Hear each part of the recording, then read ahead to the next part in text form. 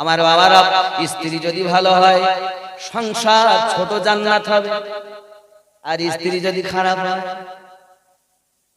এসে শান্তি নেই, ঠিক না? বউ যদি ভালো হয় তাহলে সংসার শান্তির হবে, সংসার সুখের হয় রমণীর গুণে। একবারও লেখা নেই সংসার সুখের হয় স্বামীর গুণে।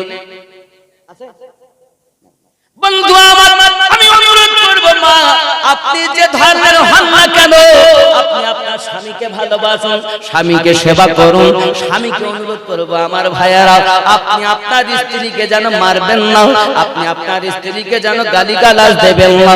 যত আপনি ভালোবাসবেন, স্ত্রী একটু বেকা হাড়ের তৈরি, একটু বেকাম কাজ করে বলে ধৈর্য ধরে যদি মানিয়ে নিতে পারো, আল্লাহ খুশি হবে, নবী খুশি হয়ে যাবে।